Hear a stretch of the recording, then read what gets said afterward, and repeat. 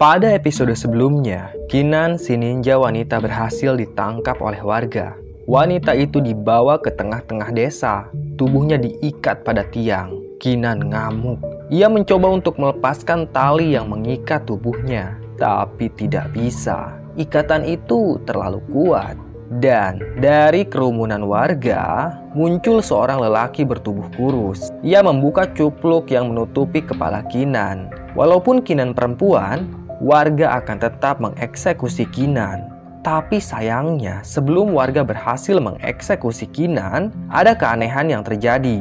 Kinan tiba-tiba saja menghilang entah kemana. Tak ada yang tahu bagaimana wanita itu bisa lepas dari tali yang mengikat tubuhnya. Dan tiba-tiba saja, Kinan terbaring di tengah hutan pinus. Ia masih berpakaian serba hitam layaknya ninja. Tepat di samping Kinan, ada Mbok Sarpah yang sedang berdiri sambil memperhatikan wajah Kinan. Ternyata yang menyelamatkan Kinan adalah Mbok Sarpah. Mbok Sarpahlah yang selama bertahun-tahun memberi makan Kinan dan Bayu. Perlahan, Kinan membuka matanya. Ini masih tengah malam. Cahaya bulan menyinari hutan itu. Samar-samar Kinan melihat wajah Mbok Sarpah yang tersenyum mengerikan. Ia kaget, lalu meringsut mundur. Kinan mulai sadar kalau yang berdiri di hadapannya itu adalah Mbok Sarpah. Sudah lama sekali Kinan tak melihat wanita tua itu. Dan baru kali ini Mbok Sarpah muncul lagi. "Mbok Sarpah?" ucap Kinan sambil memicingkan kedua matanya. "Jadi Mbok Sarpah yang menyelamatkanku?" tanya Kinan. Mbok Sarpah pun mengangguk. Kinan curiga kalau Mbok Sarpah bukanlah manusia sembarangan. Atau bisa jadi dia bukanlah manusia. Mbok Sarpah tersenyum ramah. Kali ini dia akan menunjukkan wujud aslinya. Perlahan wajah Mbok Sarpah berubah menjadi sangat mengerikan. Taring yang amat panjang keluar dari mulutnya. Rambutnya juga tumbuh dengan sangat cepat. Rambut itu panjang dan berwarna putih. Kedua kakinya berubah menyerupai kaki kambing. Kuku di jarinya juga panjang dan berwarna hitam. "Ririwa," desis Kinan. Ia meringsut mundur. Napas Kinan terengah-engah. Wajahnya tampak sangat ketakutan. Ririwa adalah salah satu demit yang banyak diceritakan oleh orang tua zaman dulu. Waktu kecil, Kinan sering sekali mendengar dongeng tentang Ririwa dan ayahnya. Dongeng itu bertujuan agar Kinan cepat tidur. Tak ada yang mengira kalau Ririwa benar-benar nyata. Kinan berteriak dengan sangat keras. Dia bangkit dan langsung lari sambil terhuyung-huyung. Kepala Kinan masih pusing, tapi dia tetap memaksakan diri untuk lari. Kedua kaki Kinan menerjang semak-semak. Wanita itu berlari tanpa arah dan tujuan. Dan tiba-tiba saja Kinan terjungkal. Tubuhnya menabrak sesuatu. Ternyata yang ia tabrak adalah Ririwa. Demit mengerikan itu punya ilmu gaib tingkat tinggi. Kinan tak mampu lagi untuk bangkit. Kaki kirinya sakit sekali. Dia meringsut mundur. Sementara Ririwa perlahan mendekati Kinan. Kemudian demit Ririwa menyentuh kedua pipi Kinan. Dia memaksa Kinan untuk membuka mulutnya. Kemudian sambil menangis terseduh-seduh, Kinan pun membuka mulutnya. Lidah Ririwa menjulur panjang dan masuk ke dalam mulutnya Kinan. Darah kental mengalir dari makhluk itu. Kinan tersendak. Mulutnya penuh darah. Dengan terpaksa, Kinan pun menelan darah itu. Rasanya sangat tidak enak. Dan tak butuh waktu lama, Kinan seketika saja pingsan. Ia terkapar di atas semak-semak. Ririwa menarik kembali lidahnya. Kemudian, demit itu pun menghilang entah kemana. Keesokan harinya, Kinan siuman. Dia memicingkan kedua matanya karena silau oleh cahaya matahari. Kinan terbatuk-batuk. Masih ada noda darah di mulutnya. Perlahan, ia pun bangkit lalu menoleh ke segala arah. Tampaknya, hutan pinus ini tidak asing bagi Kinan. Perlahan, Kinan pun berjalan menelusuri medan yang menanjak. Kedua kaki Kinan menerjang semak-semak. Tak salah lagi, ini adalah hutan pinus di dekat rumahnya Kinan. Rumah itu mulai terlihat dari kejauhan. Lalu, dengan sisa tenaga yang ada, Kinan pun lari. Tapi ada yang aneh. Kecepatan Kinan sangat tidak wajar. Dia mampu berlari dengan sangat cepat. Bahkan, bayangannya saja tidak terlihat. Kinan berhenti tepat di depan rumahnya. Dia sendiri juga heran dengan apa yang terjadi barusan. Seumur hidupnya, Kinan tidak pernah berlari secepat itu. "Kakak," sapa Bayu. Anak itu berdiri di beranda rumah. Hari ini Bayu tidak sekolah karena dia cemas pada kakaknya itu. Dari sejak malam, Bayu menunggu kakaknya pulang. "Ayo masuk," ucap Kinan. Ia tampak tergesa-gesa. Sebelum menutup pintu rumah, Kinan menengok kiri kanan untuk memastikan kalau tidak ada orang yang melihatnya. "Kakak dari mana saja?" tanya Bayu. Kinan tak kunjung menjawab. Wanita itu malah pergi ke dapur dan meraih segelas air. Sementara Bayu memperhatikan pakaian kakaknya yang serba hitam dan sangat kotor. "Kak, ada kiriman buat kakak," ucap Bayu. "Kiriman dari siapa?" tanya Kinan. "Gak tahu, Kak. Dia nggak nyebutin nama. Itu kirimannya Bayu taruh di kamar kakak," ucap Bayu. Segera Kinan masuk ke kamarnya. Dia mendapati sebuah amplop warna coklat yang amat tebal. Buru-buru Kinan membuka amplop itu. Dia kaget, ternyata isinya adalah uang. Jelas uang itu adalah upah dari pekerjaan semalam. Kinan pun tersenyum. Ternyata upah yang dijanjikan benar-benar nyata. Segera Kinan mengambil beberapa lembar uang itu dan sisanya ia masukkan ke dalam lemari. Kemudian Kinan dan Bayu belanja kebutuhan rumah.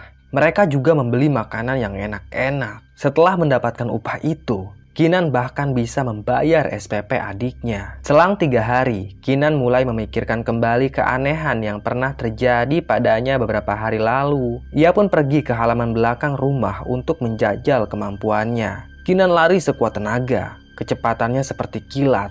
Wanita itu bahkan bisa melompat dengan sangat tinggi lalu hinggap pada batang-batang pohon. Kinan berhenti sejenak. Dia tidak merasa capek sama sekali. Kemudian, Kinan meraih sebuah tongkat kayu. Ia mengayun-ngayunkan tongkat itu lalu menyabetkannya ke segala arah. Gerakan Kinan sangat lincah dan cepat. Daun-daun kering berterbangan terkena hembusan tongkat. Dan dalam sekali hentakan saja, Kinan menancapkan tongkatnya ke tanah. Wanita itu tersenyum tipis. Dia sudah memutuskan untuk kembali menjadi ninja bayaran. Kali ini ia yakin pasti berhasil membantai dukun santet itu. Keesokan harinya, Kinan berangkat menuju lokasi bekas pabrik. Dan setibanya di sana, semua orang yang ada di dalam pabrik itu kaget. Mereka kira Kinan sudah tewas. Tapi nyatanya wanita itu masih hidup. Kinan tak langsung diterima jadi ninja. Dia ditanyai beberapa hal oleh lelaki berambut gondrong. Mereka takut kalau Kinan ini adalah mata-mata warga. Tapi Kinan menjelaskan apa adanya. Dia ngaku diselamatkan oleh demit Ririwa dan diberi kekuatan oleh demit tersebut. "Hah? Kekuatan?" tanya salah seorang lelaki sambil tertawa terbahak-bahak. "Iya, kau tak percaya?" Kinan malah tanya balik. "Mana ada orang yang percaya dengan ceritamu itu?" bentak si lelaki. "Aku bisa buktikan," timpal Kinan dengan santai. Lelaki berambut gondrong itu pun menantang Kinan untuk berkelahi. Kinan berdiri, kedua kakinya tegak lurus. Dia tidak memasang kuda-kuda dan juga tidak memegang senjata. Sementara si lelaki gondrong memegang sebuah balok. Lelaki itu pun lari sekuat tenaga menerjang Kinan. Namun, tiba-tiba saja Kinan menghilang. Gerakan wanita itu cepat sekali. Dan tak diduga-duga, Kinan sudah nangkring di atas plafon pabrik. Semua orang yang ada di sana kaget melihat kemampuan Kinan. Lalu, dengan sekejap, Kinan sudah ada di belakang si lelaki gondrong. "Kena kau," bisik Kinan. Kalau saja Kinan memegang pedang samurai, pastilah lelaki itu sudah tewas. Dan beberapa saat kemudian, terdengarlah tepuk tangan yang riuh. Semua orang yang ada di gudang pabrik itu kagum melihat kemampuan Kinan. Tak ada alasan bagi si lelaki gondrong untuk tidak menerima kembali Kinan sebagai anggota. "Baik, kau kuterima lagi sebagai anggota," ucap lelaki gondrong itu. "Tapi misi kali ini sangat berbahaya. Desa yang menjadi target kita sudah dijaga oleh warga. Di desa itu juga ada seorang dukun yang sangat sakti. Aku tugaskan kau, Kinan, untuk menghabisi dukun santet itu." Nama dukun santetnya Kisap Tadi. Rumah Kisap Tadi paling mewah di desa itu. Sudah ada tanda silang di depan gerbangnya. Kau tinggal masuk saja ke rumahnya dan habisi dia, ucap lelaki berambut gondrong. Kinan pun mengangguk. Dia yakin bisa menjalankan misi ini dengan baik. Lelaki gondrong menoleh pada anggota lainnya. Dan buat kalian, aku bagi 2 tim. Sebagian ikut dengan Kinan, dan sebagian lagi pergi ke desa lain untuk memburu dukun santet yang rumahnya sudah diberi tanda, ucap lelaki gondrong. Mereka semua mengangguk. Beberapa saat kemudian, para ninja itu pun diangkut menggunakan mobil truk yang ditutup dengan terpal. Mereka akan menuju 2 desa yang berbeda untuk menghabisi dukun santet. Kemudian, jam 1:30 dini hari, mobil truk yang membawa Kinan dan rombongannya berhenti di tengah jalan yang sepi. Satu persatu mereka semua turun. Kinan tampak menenteng sebuah samurai. Kali ini dia memilih senjata itu karena memang lawannya bukanlah dukun sembarangan. Kinan berdiri sejenak di pinggir jalan. Cahaya bulan menyinarinya. Sejauh mata memandang, ada pesawahan yang membentang luas di pinggir jalan. Kinan juga melihat kerlap-kerlip cahaya di tengah-tengah pesawahan. Cahaya itu berasal dari desa yang akan menjadi target komplotan Kinan. Para ninja itu langsung berlarian menyusuri pematang sawah. Kinanlah yang paling cepat. Dalam hitungan detik saja, dia sudah tiba di pinggiran desa. Kinan tiarap. Dia memperhatikan komplotan warga yang sedang berjaga. Kemudian dengan cepat, Kinan melompat ke genting rumah warga. Tak ada yang menyadari kehadiran wanita itu. Kinan memang sangat cepat. Baju dan cupluk serba hitam membuat Kinan mudah berkamuflase. Kinan langsung mencari rumah yang paling mewah di desa itu. Dan tak sulit bagi Kinan untuk menemukan rumah dukun sakti. Kinan pun loncat dari satu atap ke atap lainnya. Lalu ia hinggap di atas rumahnya Kisap tadi. Rumah itu tampak gelap. Barangkali penghuninya sudah tidur. Anehnya, pintu belakang rumah itu tidak dikunci. Sehingga Kinan dapat dengan mudah masuk ke dalam rumah dukun santet.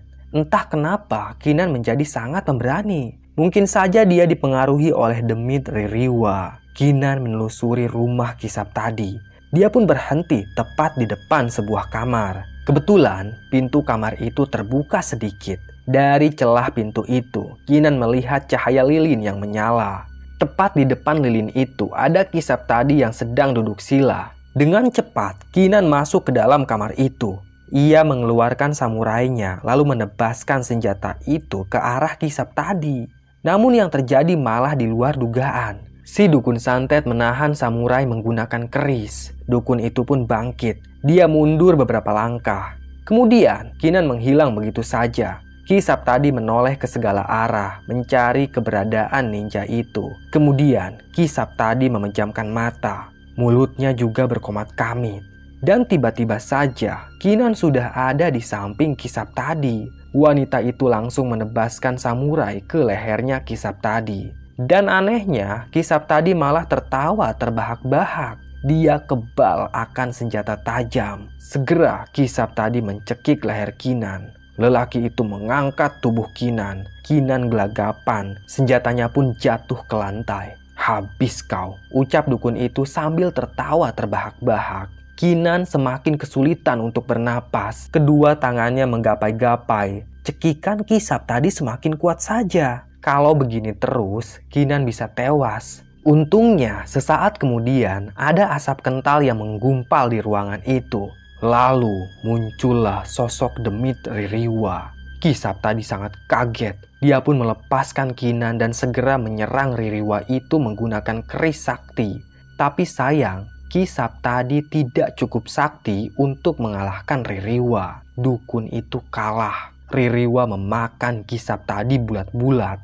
Tak ada yang tersisa sedikit pun dari bagian tubuh Kisap tadi. Setelah Ririwa itu menelan Kisap tadi, ia langsung membawa Kinan untuk pergi dari desa itu.